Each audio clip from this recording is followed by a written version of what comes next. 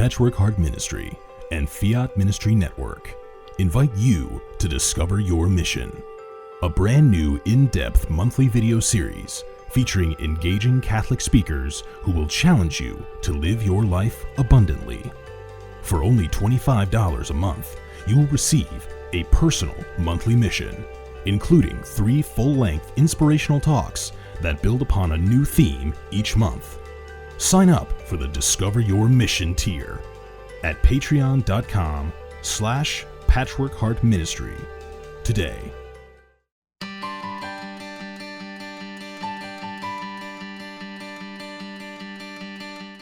The St. Raymond Nonnatus Foundation, in partnership with Patchwork Heart Ministry and Fiat Ministry Network, present a podcast for divorced and separated Catholics.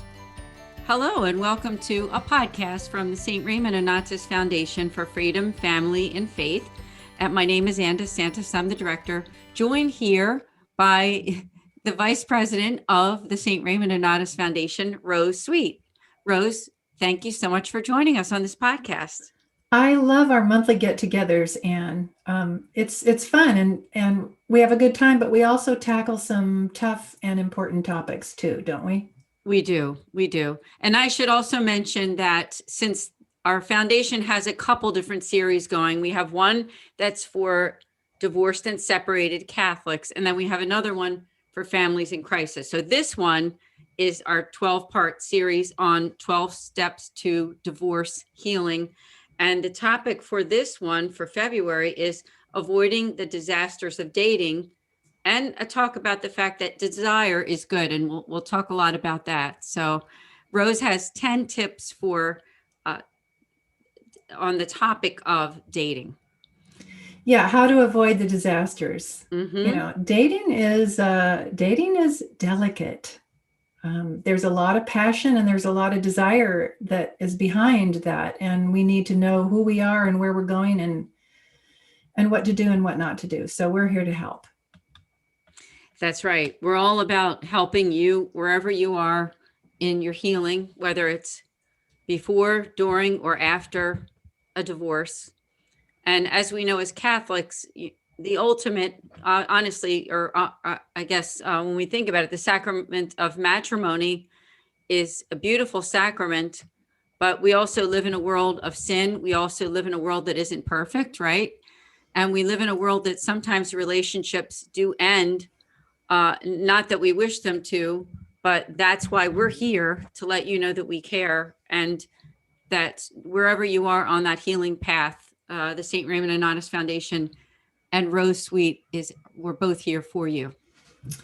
Thank you. So why don't we dive into our 10 tips to avoiding dating disasters? Does that sound good? I know that after my divorce, I was anxious and needy and longing to be loved and to have a family again. And all those compulsions, as good as those desires were, drove me to make really bad and sinful choices.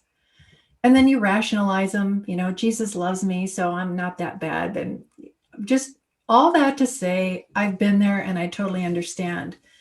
So number 1 of our 10 tips is, if you are thinking about dating, begin with the end in mind. And this is one of the 7 habits of highly effective people from Stephen Covey's book, I think back in the late 80s or early 90s. And I forgot what the other 6 habits were, but I'll never forget this one. Don't set out in a direction unless you know exactly where you want to go and who you are and what your strengths and what your weaknesses are. Who are you? First of all, after a divorce, this is a time to really take stock in, I'm made in the image and likeness of God. I am created by him, for him, and I'm hopefully headed back to eternity with him. In fact, I don't even wait till my death to be with him. He draws me and woos me into union with him right here on earth. So that's who I am. Do I really need to date? Do I really want to date? Do I not want to date? What is dating all about? So those are the big picture questions that we have to begin with. Stop and talk to somebody about that. Pray about it. Read about it. Don't just go out on a date when you haven't even thought about it. Number 2, get your annulment. We have done programs on annulment before. I've written on it, and you've talked about it as well. We in the Catholic Church presume that whenever a man and woman stand at the altar or wherever they stood, even sometimes in a wedding chapel in Las Vegas, if they intended the kind of bond that natural or sacramental marriage is for life, fidelity, open to kids, then that marriage bond can't be broken, not by civil divorce. No, it can't. But we also understand that some people go to the altar not really 100% in, or they believe they want to be in, but they don't have the capacity. There's some big, serious issue in the way. So there's lots of reasons why, after a thorough examination, the church can come alongside you and say, look, we took a look at your marriage, and it appears there's plenty of evidence that there was something so wrong with it in the beginning that a real marriage bond never took place. A civil bond took place, a mortgage bond, a parental bond, sexual bonds, social bonds, lots of important and beautiful bonds, but not a real marriage bond. So again, that's a hot topic worthy of a full weekend seminar to really get into it. So, but if you don't have an annulment, if you've been civilly divorced and have not gone to the church and said, help me take a look at this, you're married. You don't have to feel married. He or she could have moved on, married somebody else, and had 10 kids with somebody else. But that marriage bond is still there until it can be proved that it never was there in the first place. That's kind of like, and we've talked about this before. I think you and your husband have bought a house many times, right? More than once. Yes, twice. Yeah. Okay. So when you buy the house and you decide you don't like the house anymore, and you pack up your stuff and move out and go somewhere else, you still owe the debt on that house to the bank. You made a contract. Just because you don't feel like it's your house anymore, and you may not even physically be in the house anymore, it's still your house. And you have a debt to pay. You have an obligation that you made before God when it comes to marriage. That's what annulment does. Annulment helps to release you from any obligations that you would otherwise have. So sometimes I hear people say, well, I went to my priest and he said, it was okay to date, as long as we didn't have sex. And, he knows I just want to feel happy again. And I'm sorry, but even at the local parish, you can get the wrong advice. And it's not because people are trying to mess you up. It's because people's hearts are broken for you. Most people, priests and other leaders in the church, we long to help everybody be happy. But ultimate happiness comes with holiness. And a good leader in the church will tell you the difficult thing and cry with you and listen to you complain and whine about it and just love you anyway and say, go higher, go higher. That's what we here at the St. Raymond Nonnatus Foundation do. That is our guiding principle. We want you to be free of any captivity of sin. We want you to have the full freedom that Christ promises to you in marriage, out of marriage. It doesn't matter, wherever you are in life. So get your annulment. Don't date. Do not date. And we'll talk about why you shouldn't do that in the next tips. So are you still with me, Anne? I am. I'm listening intently. And I'm glad you brought up the annulment piece, because it is such an important thing. And that we as Catholics specifically, right? Because Christians and non-Christian, non-religious people can get divorced, but it's different for us as Catholics with this whole idea of getting the annulment if that marriage is indeed over. And it's not just a hoop we run through. It's because we believe that the marriage bond really images that unbreakable bond that Jesus gives to his bride, the church. He will not leave us or forsake us. So it's complex. Find out more about it. It's good. It's not just a rigid rule. It's absolutely beautiful and good. Number 3, take your emotional temperature. Sometimes I train speakers to tell their stories. This is part of the work that I do. And one of the rules is, if you can't get up and tell your story and you're still bursting into tears uncontrollably, you're not ready to tell your story. So this is same with dating. If you are still depressed or weepy or anxious, and you don't like to be alone, and you're panicking because you have nowhere to go on Friday night and you just need to go out with somebody, you're not ready to date.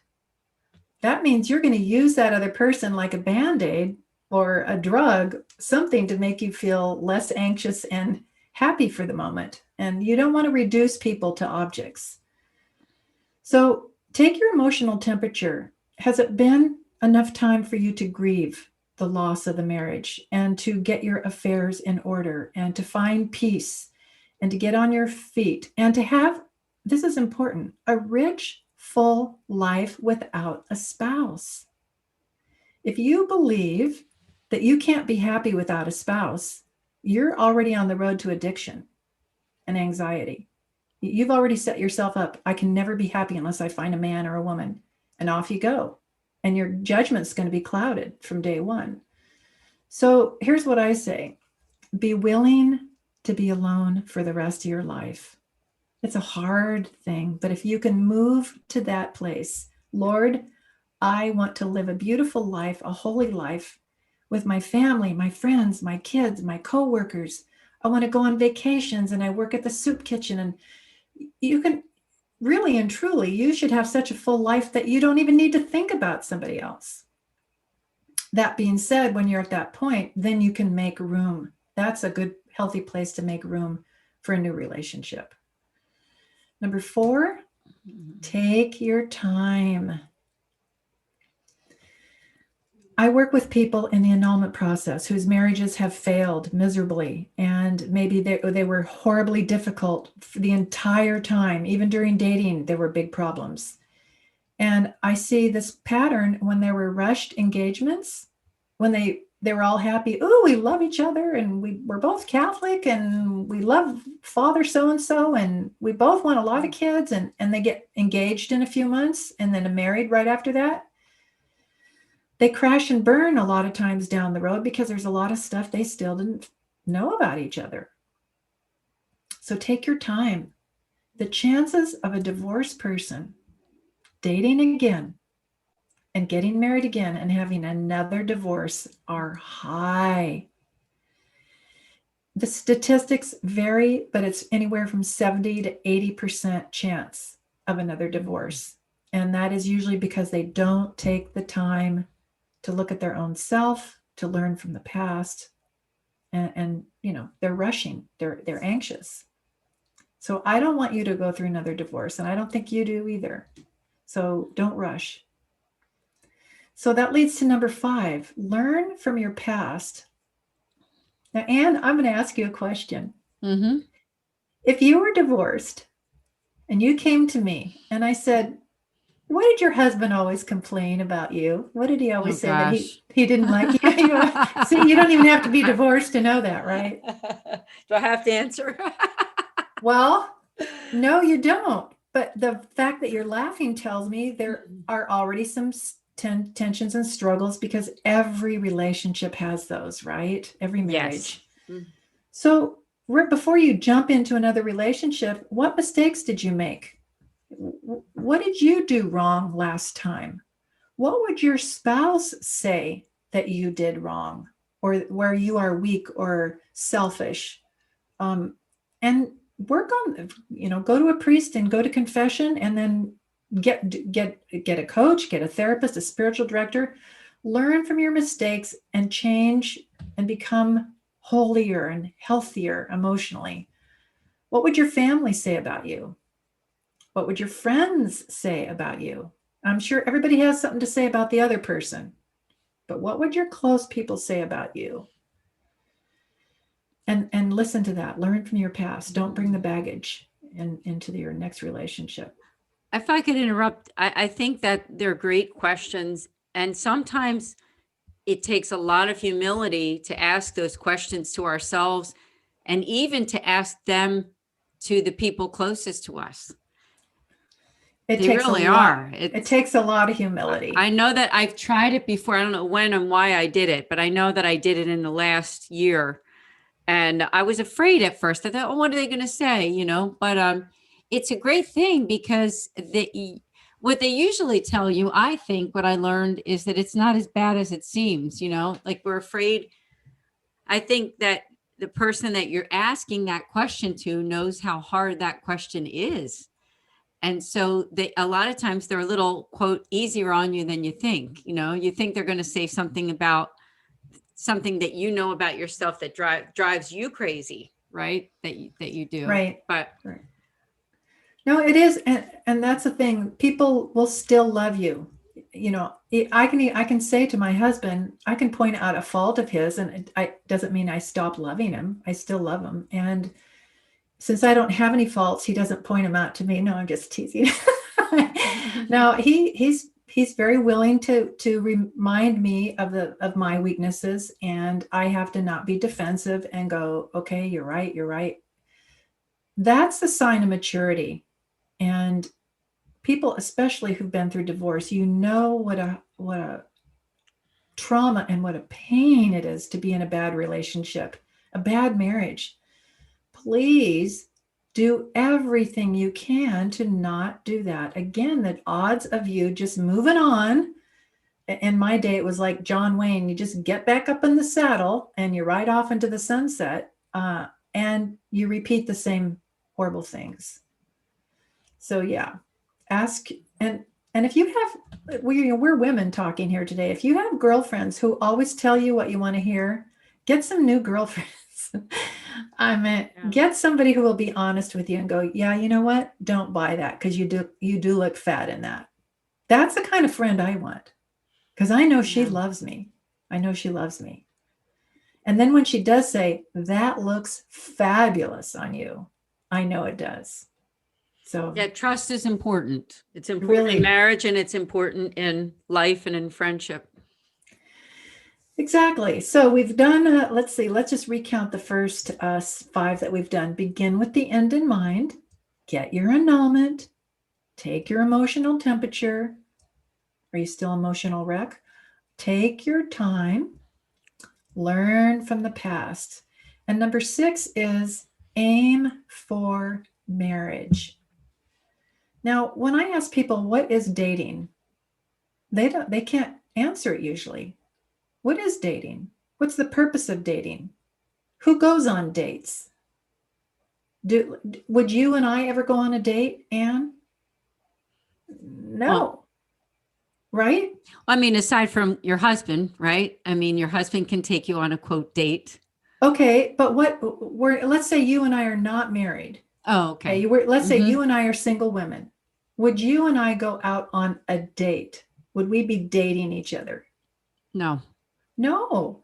Dating is very specific to a romantic relationship between man and woman, and the ultimate end of that, and it's everybody's deep desire, and it's what we're made for, is marriage. So dating should be less about me looking hot on a Friday night and getting some nice guy to buy me dinner, so I'm not sitting home alone, but am I ready for marriage? Do I have what it takes for marriage? Do I desire it rightly? And is this guy marriage potential? And my mom and dad used to call it marriage material. Oh, honey, my dad would say, he goes, he's a very nice guy, but I don't think he's very good marriage material. And I knew exactly what he meant. He meant the guy was still immature and not ready to settle down. He was still very self-focused. So if you're not ready for marriage, if you don't desire marriage, you shouldn't be dating. And sometimes, have you ever heard people say this, Anne?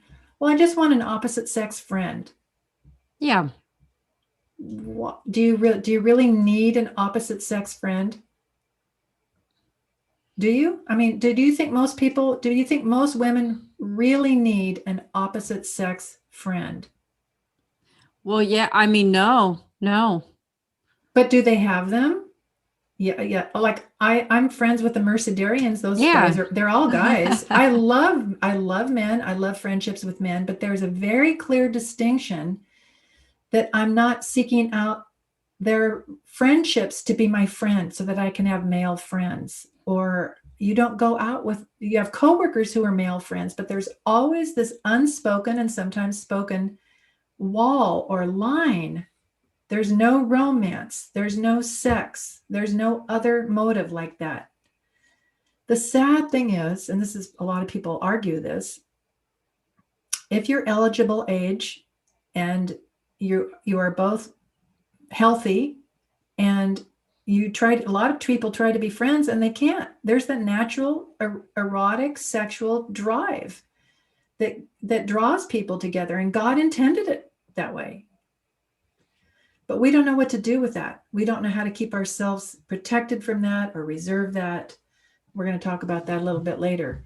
But after divorce, ladies, you don't need a same-sex friend. You need good women friends.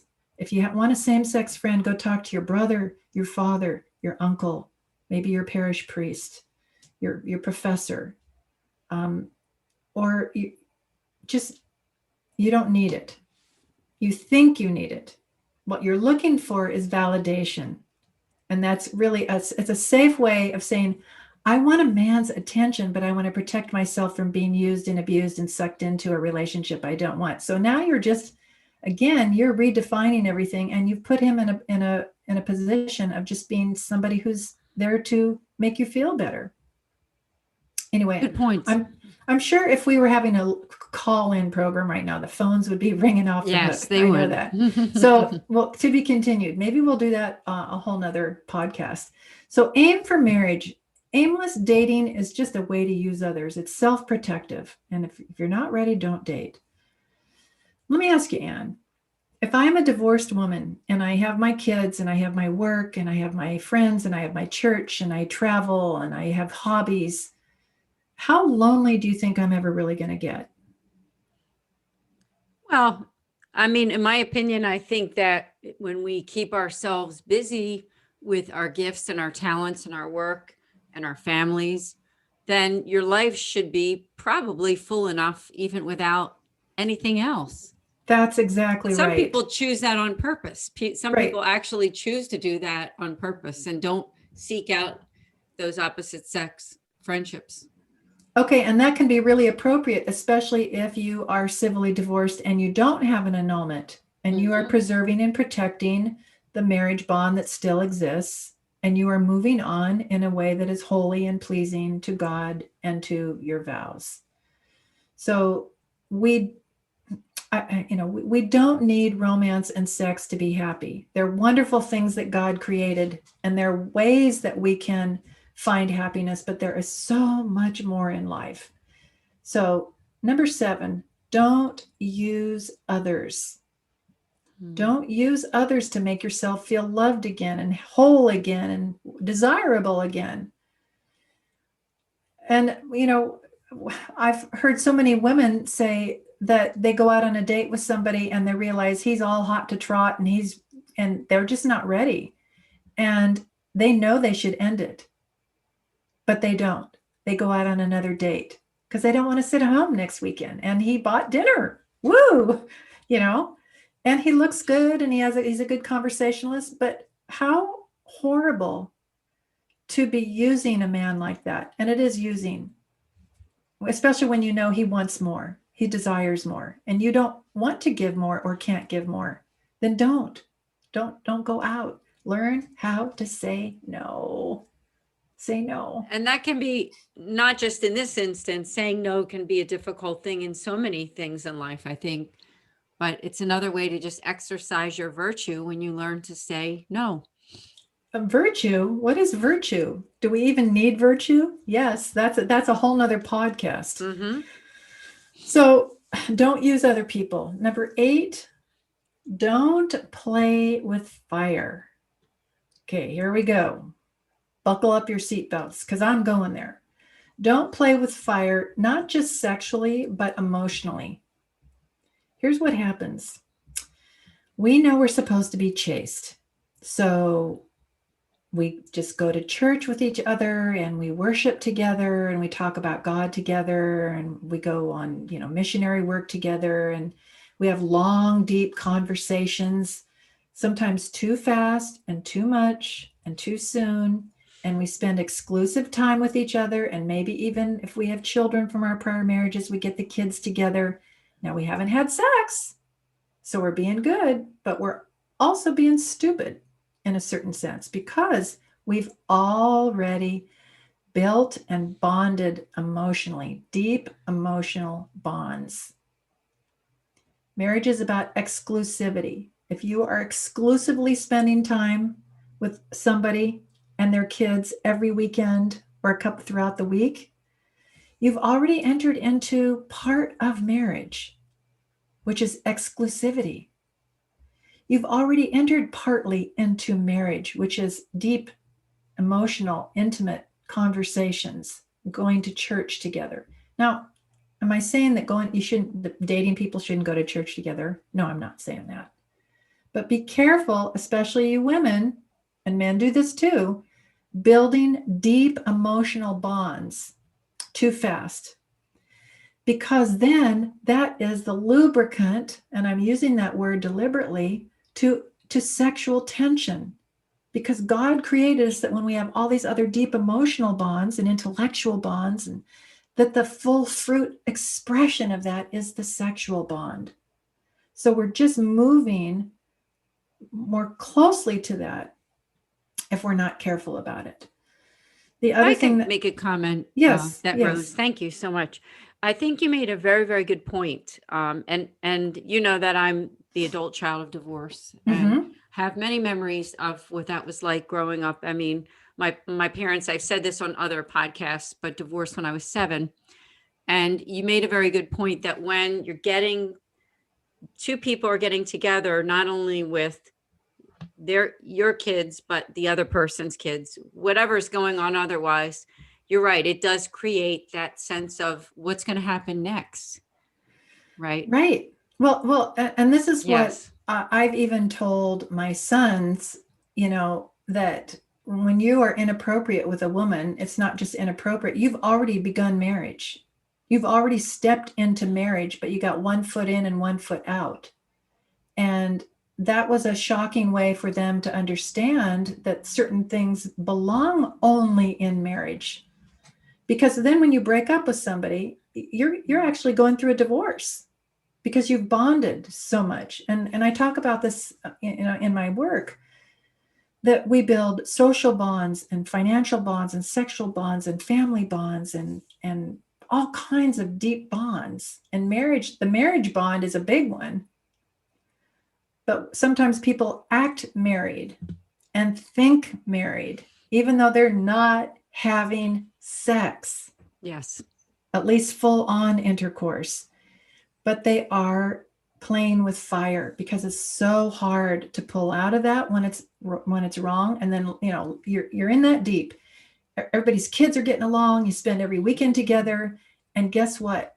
He gets really mad and hauls off and backhands you, and you're up against the wall. Now you just have physical abuse. If that was on the first or second or third date, you'd end it, right? I hope you would. But now that you've been together and your kids are friends and you go to church together, you overlook it, you minimize it, and you dismiss it. And down a dark path you go. So playing with fire, we get burned, we burn the other person and we burn ourselves and we burn our children in the process. And you were there when your parents were divorced. Were you hoping that mom and dad would get back together again? Were you hoping that they would marry again? Well, yeah, you jokingly, I say, as you said, maybe that's a whole other podcast. And I don't know whether my family members would appreciate if I shared all of that. But we'll just say that their divorce was a sudden thing that even I wasn't completely aware of what was happening. And It wasn't anything that I was sat down and say, guess what, we're getting divorced. So if that makes any sense. It does. Yes. It's difficult. And then, like you said earlier, you're wondering what's going to happen with mom and dad, or if there's somebody else, another adult that comes into the life, what's going to happen with them and why is it happening? So again, the issues with the kids are huge, and that's a whole nother thing. So here's, and this is why I said earlier, get yourself a nice, full, rich life of doing things that you love and that you're good at, so that you're not so needy, because neediness will drive you into another difficult or sinful relationship. And you don't want to do that. Don't play with fire. Here's the other thing too. Don't start dressing seductively and putting yourself in tempting situations. You lose respect for yourself and you lose respect for each other. I work with a lot of couples who are dating after divorce, and they're having such a tough time. They're trying to take the high road, but they're falling back into old patterns. And their eyes are opened. It's very painful. They realize now that they're using each other, and it makes them sick. It makes them sick to their stomach. And so now they're conflicted because they have this deep desire for marriage. They always did. But they're walking down a path of sin. It's a horrible place to be. The good thing is, with frequent confession, reception of the sacraments, prayer, and a good friend who will call you to the carpet, you can get through that. But it's tough. I think they're wonderful points. And I'm just going back to something I said a little while ago, is that there's two different realms here. I mean, we here are Catholic, and this is a Catholic podcast, and we believe in the sacraments of the church. We believe in following our virtues. And in our world, Rose, I'm sure that you've experienced that in the divorce world, aside from Catholicism or Christianity, for the most part, although I can't say I'm an expert in every area, but the world says something else about all of that, doesn't it? About two people who are divorced, and the fact that now you can have fun. You're divorced, have a great time. Finally, you're free. Do you know what I'm saying? Like, so I think the world is giving these different messages which conflict people. And when we recognize that, we're Catholic, and we take that upon ourselves as a gift, but it also entails being disciplined, right? Disciplined with what we believe, disciplined with knowing that we're following the rules of the church, not because it's a chore, but because it's the right thing to do, and because of our relationship with God. Exactly. Okay, but the world is pushing temporal happiness. We are pushing eternal happiness and a way to start it right here and now. And there's nothing wrong with being happy, but there's happiness, lower levels of happiness that we've talked about this before. A cold beer and a new pair of jeans and a nice car and a date on a Friday night at a nice restaurant with a nice guy. Those are goods, but they need to be ordered properly and rejected if they're not good. And our goal as Christians, as Catholics, is to live a life of virtue. You said it before, because that will open the door to holiness and ultimately true happiness. Amen. And I'm somebody who bought into the lies of the culture for a long time. And I had one foot in the church and one foot in the culture. And it is a horrible place to be. And it was through the grace of God that I was in so much pain in that split position, as it were. Have you ever tried to do the splits? I'm thinking now, right now, I'm getting a picture in my mind of trying to do the splits. It would hurt. At my age right now, it would kill me. But we're not made to be doing the splits. We're made to have both feet on the ground on the right side of the tracks. And that's what we were made for, and that's what we want. So our faith is really important. So now let's go to number 9. Don't awaken your passions until their time.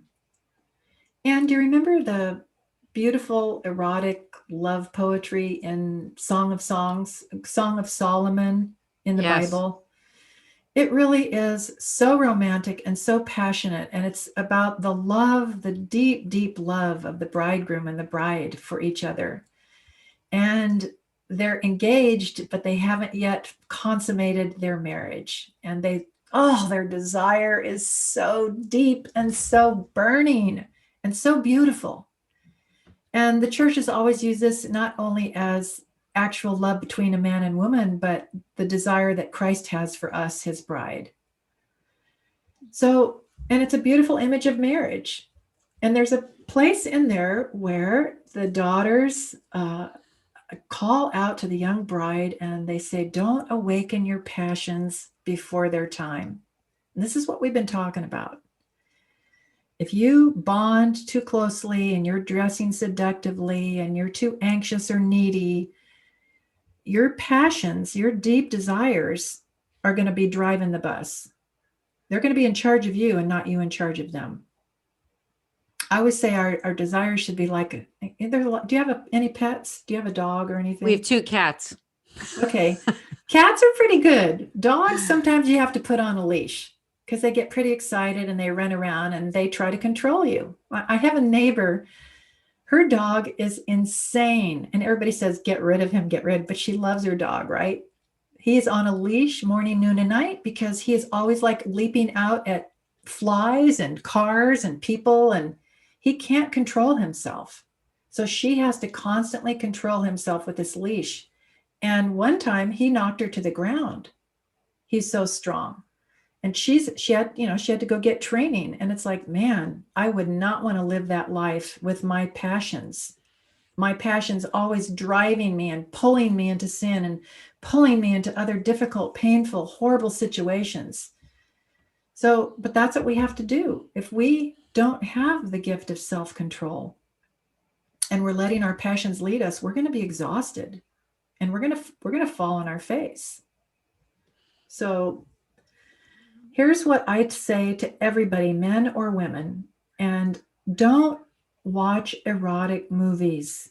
Don't read erotic books. Don't masturbate. These are just ways of us trying to satisfy our own deep desires. And the desires are good. The desires are good, just like a dog is good. But the dog can't be running out in the street or jumping up and down in the house or knocking down your friend's toddlers. Your passions have to be under control. That's what they were made for. And that's where they are holy and that's where they are good. Otherwise, they are controlling you, they are blinding you, they are exhausting you, and they are harming and hurting other people. So it's tough to hear. It's tough to hear these words. But I'm somebody who's been there, and I ignored the church teaching, and I rationalized why it was just a bunch of old celibate men in Rome, and what do they know about happiness and love and sex and romance, Well, they know a lot. So that's right. We have to listen. We have to listen to the wisdom that Jesus has given us through the church.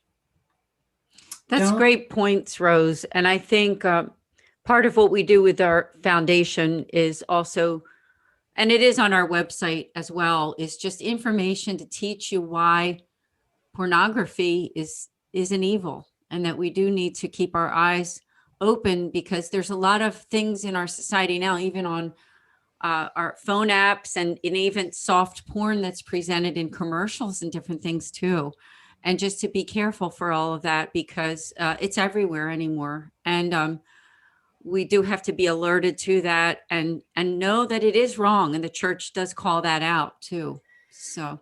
Right. But not just because it is an evil and it's wrong, because it actually does something to us. It blinds us. It imprisons us. It keeps us from getting to where we really want to go. And like little kids, our mom and dad issue orders and we don't understand them. So we go, well, they just don't want us to have any fun. And there's a lot of immaturity in the way we see things and the way we think about our faith. And that's hopefully at the St. Raymond Nonnatus Foundation, we're creating a place of trust, where we can be like mothers and fathers who love you and care about you and your families. We want you to be happy. If it's appropriate, we want you to have good marriages. If in marriage, we want you to even have good sex. We want you to express your love for one another the way God intended. But sexual passion is like fire. And I've heard this said a long time ago by an evangelical in the 80s, Tony Evans, Dr. Tony Evans. And he said, sex is like fire. He goes, it's great in the fireplace, in the confines of marriage and the safety, and then it's a warm glow, right? But when it's crawling up the curtains in your house and about to burn the house down, it'll kill you. So our passions will lead us into sinful places and burn us up and others in the process. So desire for love and dating and romance and marriage and sex, those are good desires that God gave us, but they need to be in proper order, in the right time, in the right place, and on a leash. On a leash. On a leash. Thank you, Rose.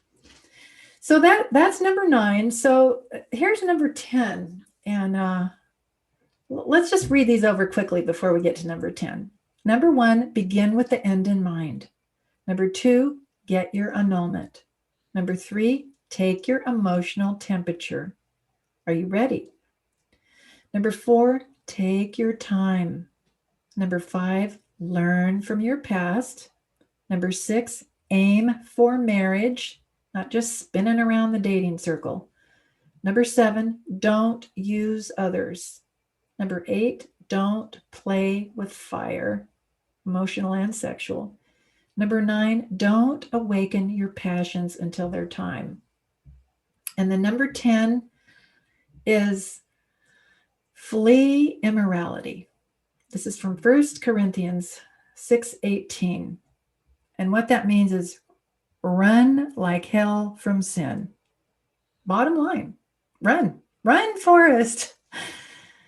When we sit around and we think about it and we contemplate and we dilly-dally and we rationalize, the longer we sit there, the deeper into sin we will fall. And when we smell it and we sense it and we know it, we need to just get up, say our goodbyes, and end it. I will never forget a guy I dated. I met him at church. Hey, that's supposed to be good, right? Okay, so I met him at church. He went to mass. He was so handsome. I'll never forget the first time I met him, I was standing right next to him, and he had on a leather jacket, and he had this awesome cologne, and I could smell the leather, and I was like, oh my God, I was just being taken away into this romantic desire. And I was like, wow, this guy's awesome. So, but then I collected myself and we went out on a few dates and everything seemed to be fine until all of a sudden he made it very clear that he wanted to take me away for the weekend and go to a hotel and do things. And I was like, no, I wanted you to be a good one. I wanted you to be holy. Oh no, you're so handsome. So I knew what I had to do. And on the phone, I said, I can't ever see you again.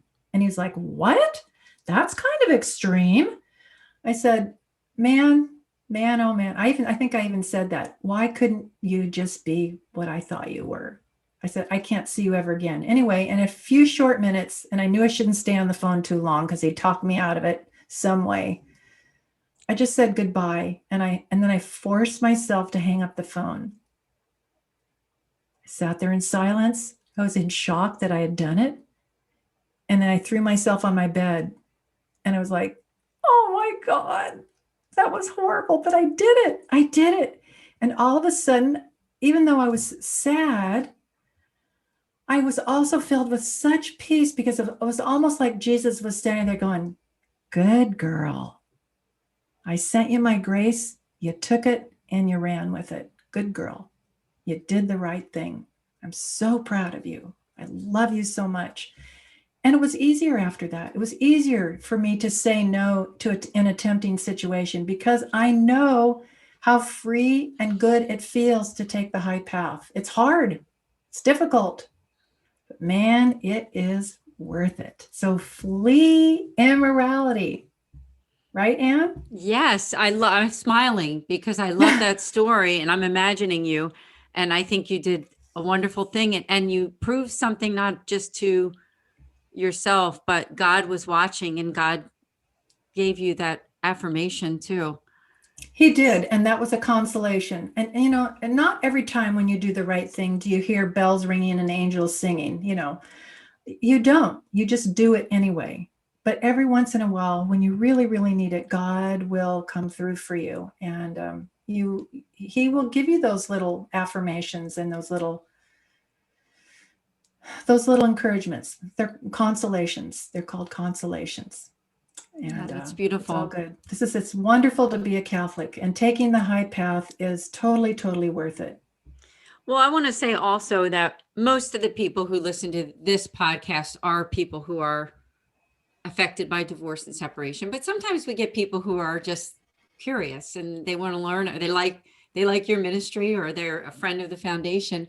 So I think that what you just said, that message can go for anyone. And especially I'm thinking of young adults that are not married yet, right? Because doesn't it also apply to them as well? It applies, yes, young and old. And trust me, we old people still have passions.